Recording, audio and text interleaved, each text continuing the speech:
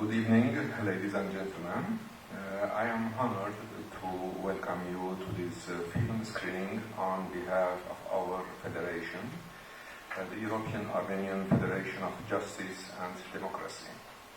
First of all, a few words about EAFJD. Is a grassroots peaceful organization representing a significant part of the European citizens of Armenian origin. Currently has member organizations in 14 European countries. Among its main goals are serving as a bridge between Europe and Armenia, as well as contributing to building a democratic Armenia and Artsakh, where human life and dignity are the highest value. Now about the documentary and discussion which will follow the film, entitled The Besieged. Briefly, the film is a unique insight into the situation in Stepanakert, the capital of Nagorno Karabakh, the daily life of people shortly after the bloody war erupted.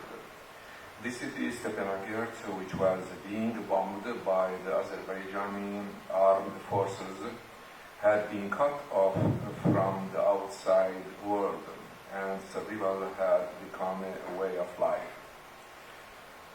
Really, we are very lucky and happy to have such distinguished speakers with us. We have Artak Beglarian, is a representative of the young generation that grew up during the war. He lost his eyesight as a result of mine explosion when he was 6 years old. Mr. Beglarian is currently the spokesperson of the Prime Minister of the Republic of Artsakh. The second speaker is Professor Andrzej Zięba. He is a famous historian, head of chair of ethnic relations in Europe at the Institute of Ethnology and Cultural Anthropology in famous and ancient Jagiellonian University in Krakow in Poland. Visiting scholar is several international academic institutions, secretary of the East Europe Committee. I can add that he is a very famous researcher in Polish-Armenian community. He has published a lot of books, manuscripts, papers, editor of journal, and etc. The third speaker is Jakub Osiecki. He is a lecturer and junior and promising researcher at ancient and famous Jagiellonian University in Krakow, who has conducted several academic and social projects. He was seconded as a short-term observer to the 2017 OSCE ODIHR election observation mission to Armenia, and guest researcher at the Armenian Academy of Science. At last, I hope that we will have a real trip to Nagorno Karabakh to enable you go back in time and have a first-hand impression about the daily life of Stepanakert. By this film, or through this film, we will understand the reality and the background of the conflict. Many thanks once again for all of you to join us, to being with us tonight. And thank you. Thank you, Dr. Sayegh. Now I will give the floor to Dr. Andrzej Zięba for his remarks.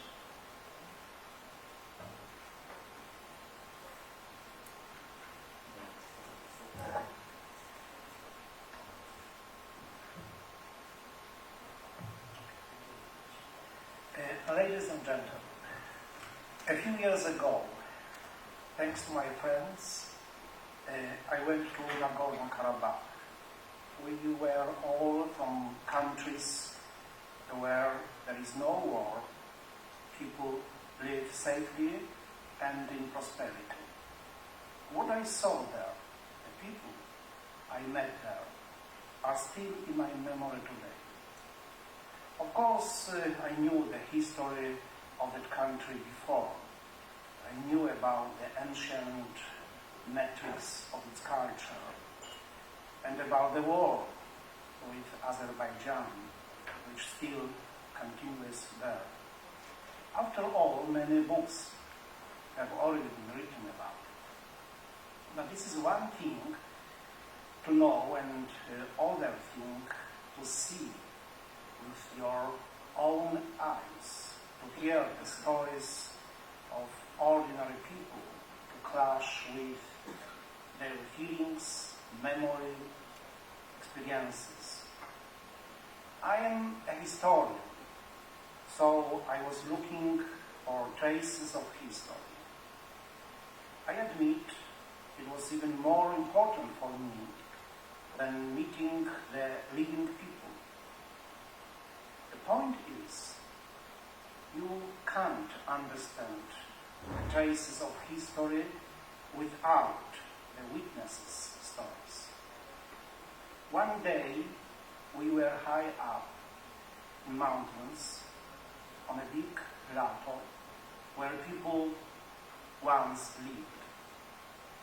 Years ago, in Soviet times, as a result of Stalin's decisions, which were intended to divide people, to complicate the ethnic situation in those areas, in order to rule them, the Azerbaijani people settled there.